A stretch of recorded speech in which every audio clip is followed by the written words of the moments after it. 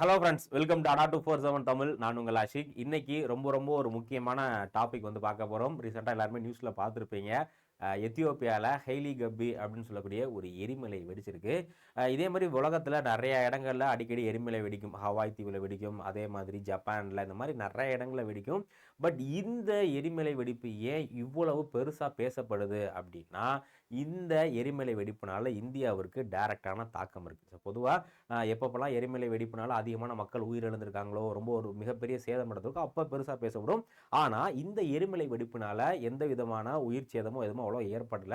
ஆனால் இந்தியாவிற்கு இதனால ஒரு மிக பெரிய பாதிப்பு இருக்கு. அது என்ன, இது ஏன் நடந்திருக்கு அப்படிங்கிறத வந்து நம்ம பார்க்கலாம்.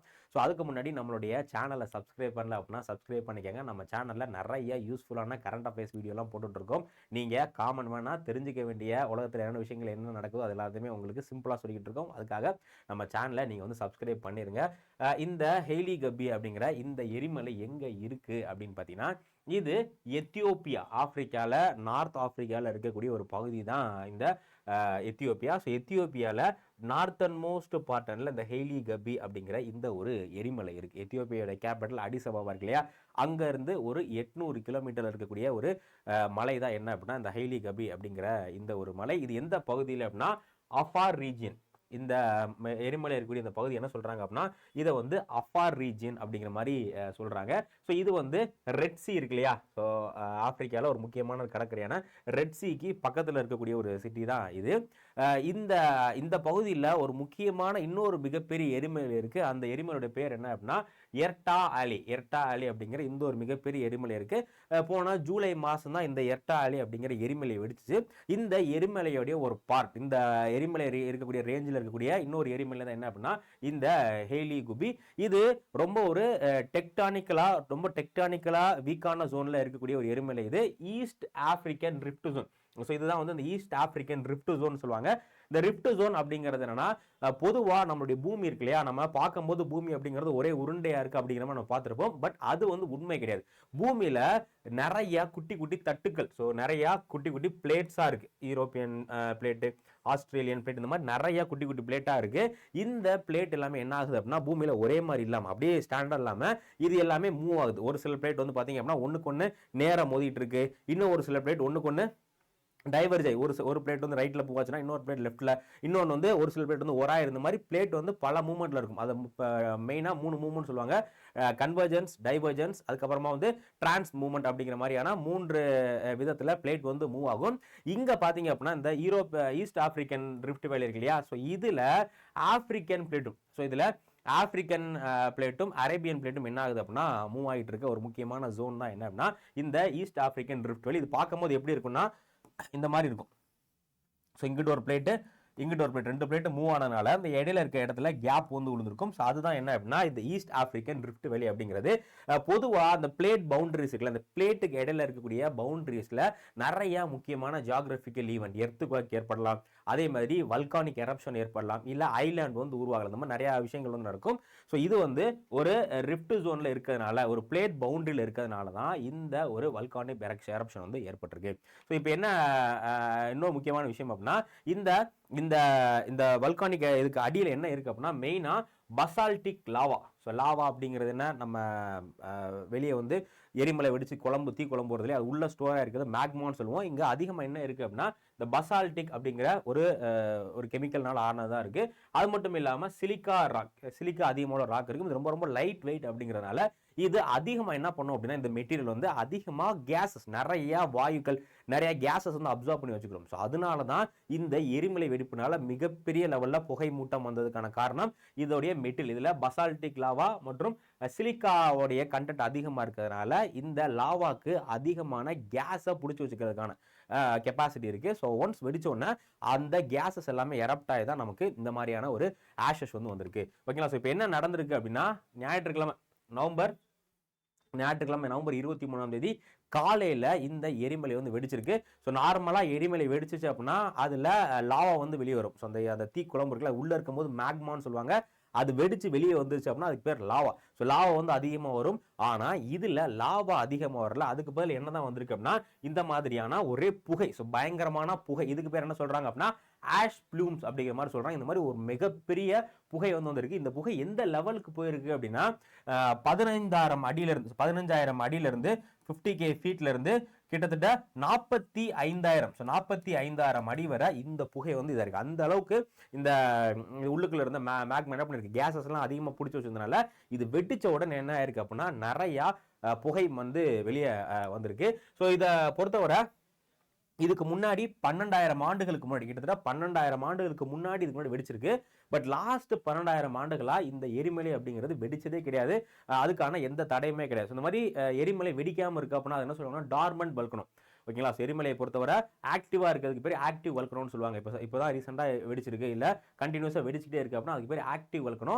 இல்ல ஒரு 10,000 ஆண்டுகளா 20,000 ஆண்டுகளா அது எதுவும் வெடிக்கவே இல்லை அப்படின்னா அதுக்கு பேர் என்ன சொல்லுவாங்க, டார்மண்ட் வல்கனோன்னு சொல்லுவாங்க. ஸோ இதுவும் வந்து டார்மண்ட் வல்கனோவா தான் இருந்தது. பட் இப்போ ஒரு சில காரணங்கள்னால வெடிப்பு ஏற்பட்டிருக்கு. ஸோ இதுல லாவா அந்த தீக்குழம்பு எதுவுமே வந்து வரல. பட் அதிகமான கேசஸ், இதுக்கான ரீசன் சொன்ன ஞாபகம் இருக்கா?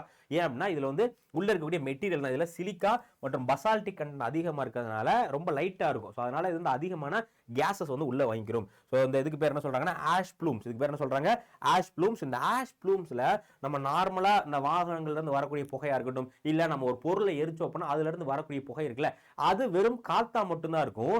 ஆனா இந்த ஆஷ் ப்ளூம்ஸ் இருக்கு இல்லையா, இந்த வல்கானிக் எரப்ஷன் வந்து வரக்கூடிய ஆஷ் ப்ளூம்ஸ்ல இன்னும் சில முக்கியமான கண்டென்ட் இருக்கும். என்ன அப்படின்னா இதுல நிறைய பாறையுடைய துகள்கள், மைனூட்டான குட்டி குட்டியான பாறையுடைய துகள்கள் இருக்கும். அது மட்டும் இல்லாம ஒரு மைனரான குட்டி குட்டியான கிளாஸ் பீசஸ் மாதிரியும் இருக்கும். ஸோ இப்போ உங்களுக்கு புரியுதா, இந்தியால நிறைய நாடுகள்ல இந்த வல்கானிக் எரப்ஷனால ஏரோப்ளேன்லாம் வந்து பறக்கக்கூடாது, நிறைய ஏவியேஷன் செக்டர்ல வந்து க்ளோஸ் பண்ணியிருந்தாங்க. அதுக்கு முக்கியமான காரணம் என்ன அப்படின்னா இதுல இருந்து வரக்கூடிய புகைகள்ல குட்டி குட்டியான ராக் இருக்கும். அது மட்டும் இல்லாம நிறைய கிளாஸ் ஃபைபர் இருக்கும். அதனால தான் என்ன பண்ணிட்டாங்க, இந்த ஏவியேஷன் எல்லாத்தையுமே வந்து ஏர் டிரான்ஸ்போர்ட் எல்லாமே வந்து ஸ்டாப் பண்ணி வச்சிருக்காங்க.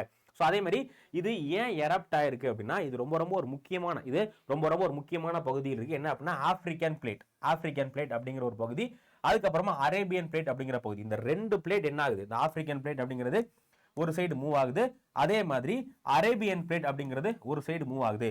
இப்போ நார்மலா எப்படி இருக்கும் அப்படின்னா ஒரு விஷயம் நார்மலா ஒரு இதை எடுத்துக்கங்க, இது இந்த மாதிரி இருக்கு. ஒரு ரப்பரே எடுத்துங்க, ஒரு பெரிய ரப்பர் பீஸ் வச்சிருக்கீங்க, ஒரு ரப்பர் பீஸ் எடுக்கிறீங்க, இல்ல ஒரு கிளாத் எடுக்கிறீங்க, அது வந்து இந்த அளவுக்கு திக்னஸ்ல இருக்கு. இப்போ நீங்க என்ன பண்ணுங்க, இந்த கிளாத்தை இங்கிட்டும் பிடிச்சிலுங்க, நீங்க ஒரு சைடு பிடிச்சிலுங்க, இன்னொரு சைடு என்ன பண்ணுங்க உங்க ஃப்ரெண்ட்ட கொடுத்து பிடிச்சிலுக்க சொல்லுங்க. இப்போ நீங்க ரெண்டு பேரும் இழுக்கும் போது என்ன ஆகும் அப்படின்னா இவ்வளவு திக்கா இருந்த இந்த மெட்டீரியல் என்ன ஆகும், இப்போ நீங்க இழுக்கிறதுனால இதோடைய லென்த் கொஞ்சம் அதிகமாகும், அதே சமயத்துல இதோடைய திக்னஸ் கம்மியாகும். புரியுதா? நம்ம ஒரு விஷயத்த பிடிச்சி இழுக்கும் போது என்ன ஆகும் அப்படின்னா அதோடைய லென்த் எக்ஸ்டெண்ட் ஆகுதுல, அதனால அதோடைய திக்னஸ் கம்மியாகும். சப்போ இவ்வளவு பெருசா இருந்த இவ்வளோ தடிமனா இருந்த இந்த மெட்டீரியல் இப்ப என்ன ஆயிடுச்சு, ரொம்ப குட்டியா சுருங்கி போயிடுச்சு இல்லையா? இப்போ நம்ம எர்த்துக்கு கீழே ஒரு என்ன ஆக்டிவிட்டி நடந்துட்டு இருக்கு, நம்ம எர்த்துக்கு கீழே என்ன ஒரு ஆக்டிவிட்டி நடக்குது அப்படின்னா கன்வெக்ஷனல் கரண்ட். நம்ம எர்த்துல ஜியோகிராஃபில படிச்சிருப்போம், நிறைய உட்பிரிவுகள் இருக்கு. எர்த்துக்கு கீழே வந்து பார்த்தீங்கன்னா கிரஸ்ட், மேண்டில், கோர், இந்த மாதிரி நிறைய விஷயம் இருக்கு.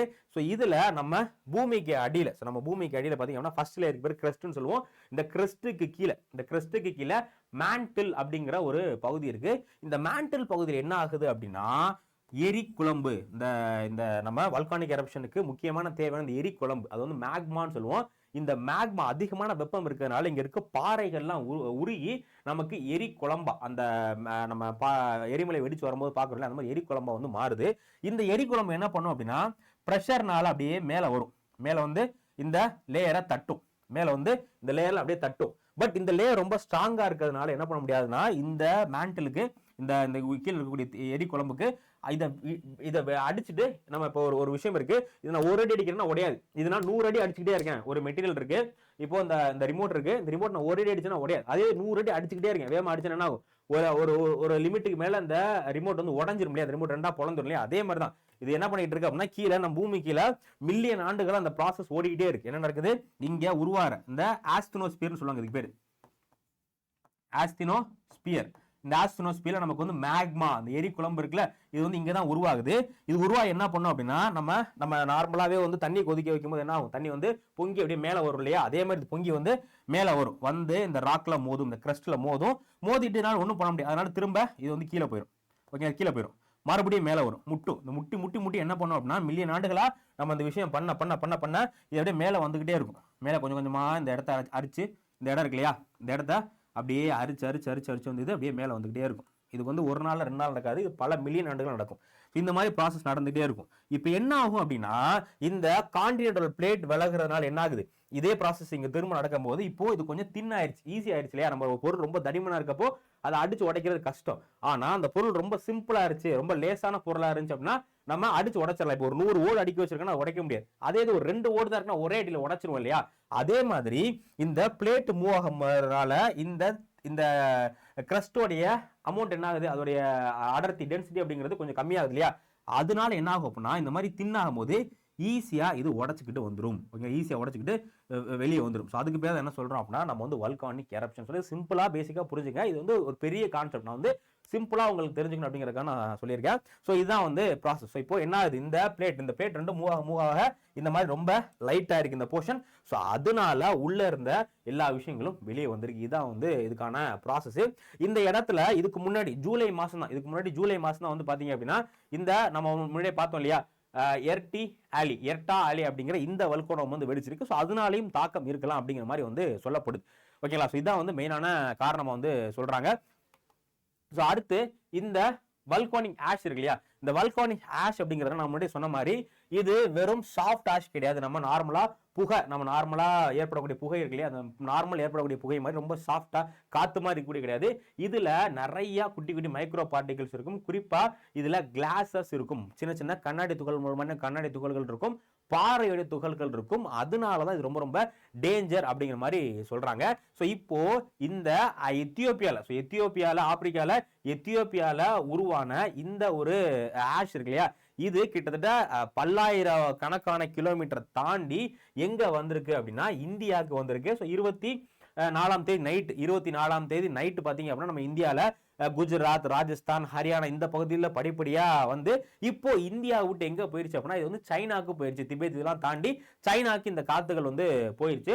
ஸோ இது வந்து பாத்தீங்க அப்படின்னா 15,000 அடியில இருந்து 45,000 அடி வர போனதுனால அந்த இடத்துல என்ன பண்ணும், என்ன ஆல்ரெடி ஒரு ஏர் ஃப்ளோ ஆகிட்டு இருக்கு அப்படின்னு பாத்தீங்கன்னா ஜெட் ஸ்ட்ரீம் அப்படிங்கிறது நம்மளுடைய அட்மாஸ்பியர் சர்க்குலேஷன்ல ஒரு முக்கியமான பினாமினன். எப்படி வந்து நம்ம கீழே பூமியில காத்தடிக்குது இல்லையா, அதே மாதிரி கிட்டத்தட்ட 12 கிலோமீட்டருக்கு மேல நம்முடைய வளிமண்டலத்தில் அட்மாஸ்பியர்ல ஒரு காத்து போயிட்டு இருக்கு. அந்த காத்துனாலதான் நமக்கு மான்சூன் இதெல்லாம் வந்து பெய்யுது. ஸோ அந்த காத்தோட போய் இந்த ஆஷ் ஜாயின் பண்ணதுனால அந்த காத்தோட சேர்ந்து பல்லாயிரக்கணக்கான கிலோமீட்டர் வந்து டிரான்ஸ்போர்ட் ஆகி நம்ம இந்தியாவுக்கு வந்திருக்கு. இதே இது அந்த காத்து இல்லை அப்படின்னா அது வந்து இந்தியாவுக்கு வர்றதுக்குலாம் வாய்ப்பு கிடையாது. ஏன் அப்படின்னு பாத்தீங்கன்னா அதுக்கு எல்லாம் வர்றதுக்கு எல்லாம் பல பில்டிங் இருக்கும், பல தடைகள் இருக்கும், அதெல்லாம் தாண்டி வர முடியாது. பட் 14,000 அடியில எந்த விதமான பில்டிங்கும் எதுவுமே வந்திருக்காது. ஒன்லி ஏர்கிராஃப்ட் மட்டும்தான், ஃபிளைட் மட்டும்தான் போகும். ஸோ அதனால இது அதெல்லாம் கடந்து வந்து பாத்தீங்கன்னா வந்துருச்சு. அந்த காத்து எவ்வளவு ஸ்பீட்ல ஃப்ளோவா இருக்கு அப்படின்னா 110ல இருந்து 120 கிலோமீட்டர். நம்ம இந்தியால ஆவரேஜா ட்ரெயின் போற ஸ்பீடே அதான், வந்தே பாரதே வந்து நமக்கு 160 தான் வரும். ஸோ இந்த மாதிரி 110ல இருந்து 100ல இருந்து 120 கிலோமீட்டர் ஸ்பீட்ல அந்த காத்துல கலந்து இந்தியாவுக்கு வந்து சேர்ந்துருச்சு. ஸோ இப்போ இந்தியாவை கடந்து எங்க போயிருச்சு அப்படின்னா சைனாக்கு வந்து போயிருச்சு. இது வர்ற வழியில யமான், ஓமான், அரேபியன் சி, அதுக்கப்புறம் ரெட் சி, இந்த மாதிரி எல்லா பகுதிகளையும் கடந்து இது இந்தியாவுக்கு வந்திருக்கு. ஸோ இப்போ இந்தியாவுக்கு வந்தனால இந்தியாவுக்கு என்னென்ன பாதிப்பு அப்படின்னா, முதல் பாதிப்பு நம்மளுடைய ஏவியேஷன் இண்டஸ்ட்ரி, நம்மளுடைய விமான போக்குவரத்துக்கு தான் இது வந்து முதல் பாதிப்பை ஏற்படுத்தியிருக்கு. ஏன் அப்படின்னு பாத்தீங்கன்னா, ஸோ முதல்ல இந்த புகை மண்டலம்னால விமானிகளுக்கு ப்ராப்பரா விமானத்தை இயக்க முடியாது. ஏன்னா இது ரொம்ப அடர்த்தியான புகை அப்படிங்கிறதுனால முதல் விஷயம் விமானிகளுக்கு ப்ராப்பரா இந்த விமானத்தை இயக்குறதுக்கான அந்த இது வந்து அவங்களுக்கு தெரியாது. ரெண்டாவது நான் சொன்னேன் இல்லையா, இதுல அதிகமான இந்த கிளாஸ் பார்ட்டிகிள்ஸ் வந்து இருக்கும், அது மட்டும் இல்லாம ராக் பார்ட்டிகிள் இருக்கும். அப்படிங்கிறதுனால ஏரோப்ளேன் நிறைய சென்சார் வந்து பயன்படுத்துவாங்க, நேவிகேஷனுக்காக நிறைய விஷயங்களுக்காக சென்சார் பயன்படுத்துவாங்க. அந்த சென்சார்ல போய் இது பட்டுச்சு அப்படின்னா அதை உடைக்கிறதுக்கும் வாய்ப்பு இருக்கு. அதே மாதிரி ஏர்கிராஃப்ட் இந்த விண்ட்ஷீல்டு இந்த மாதிரி விஷயங்கள்ல பட்டாலும் அது ஏர்கிராஃப்டை உடைக்கிறதுக்கு வாய்ப்பு இருக்கு அப்படிங்கிறது முக்கியமான விஷயம். அதே மாதிரி இந்த ஆஷ்ல என்ன கெமிக்கல் அதிகமா இருக்கும்னா சல்பர் டை ஆக்சைடு அப்படிங்கிற கெமிக்கல் வந்து அதிகமா இருக்கும். இந்த கெமிக்கல் நம்ம ஏரோப்ளேனுடைய அந்த இன்ஜினுக்குள்ளெல்லாம் போயிடுச்சு அப்படின்னா அது வந்து ரொம்ப ஒரு லேயர் மாதிரி ஃபார்ம் ஆகி இன்ஜினை செயலிழக்க செய்யறதுக்கும் வாய்ப்பு இருக்கு அப்படிங்கிறதுனால என்ன பண்ணிட்டாங்க அப்படின்னா இந்த இதை வந்து இது பண்ணியிருக்காங்க. அது மட்டும் இல்லாமல் எங்கன்னா சல்ஃபர் டை ஆக்சைடு இருக்கோ அந்த இடத்துல நம்மளுடைய டெம்பரேச்சர் அப்படிங்கிறது கொஞ்சம் கூல் ஆகும். நார்மலா கிரீன் ஹவுஸ் கேஸ் இருந்தால் டெம்பரேச்சர் ஹாட் ஆகும் இல்லையா, பட் இந்த சல்ஃபர் டை ஆக்சைடு இருக்க இடத்துல டெம்பரேச்சர் கூல் ஆகும் அப்படிங்கிற மாதிரி சொல்லப்பட்டு இந்த மாதிரி நிறைய ஆபத்துகள் இருக்கிறதுனால இதுக்கு முன்னாடி நிறைய ஏர்கிராஃப்ட் வந்து இதனால பாதிக்கப்பட்டிருக்கு. இந்த மாதிரி இதுக்கு முன்னாடி நடந்த நிறைய வல்கானிக் எரப்ஷனால பாதிக்கப்பட்டிருக்கு. ஸோ அதனால முன்னெச்சரிக்கை நடவடிக்கை என்ன பண்ணிட்டாங்க அப்படின்னா இந்தியாவில் 2 நாளா அந்த ரீஜன் சைடு போகக்கூடிய முக்கியமான ஏர்கிராஃப்ட் எல்லாமே வந்து ஸ்டாப் பண்ணி வச்சுட்டாங்க. அதே மாதிரி இதனால நமக்கு வெதர்ல பெரிய மாற்றம் ஏற்படும். ஸோ வெதர்ல அந்த அளவுக்கு பெரிய மாற்றம் ஏற்படாது. ஏன் அப்படின்னா நம்மளுடைய வெதர் ஆக்டிவிட்டிஸ் எல்லாமே ஃபர்ஸ்ட் லேயரான நம்ம நம்ம கீழ் லேயர்லாம் நடக்கும். 15,000 அடிக்கு மேலே அந்த அளவுக்கு எந்த முக்கியமான இதுவும் நடக்காது, அட்மாஸ்பியரிக் ஈவெண்ட் நடக்காது. ஸோ அதனால் அந்த அளவுக்கு மிகப்பெரிய மாற்றம் ஏற்படாது. ஸோ இது வந்துச்சு அப்படின்னா கொஞ்சம் இருள் சூழ்றதுக்கு வாய்ப்பு இருக்கு. கொஞ்சம் டெம்பரேச்சர் வந்து ட்ராப் ஆகிறதுக்கு நம்ம வெப்பமண்டலம் வந்து குறையிறதுக்கும் வாய்ப்பு இருக்கு.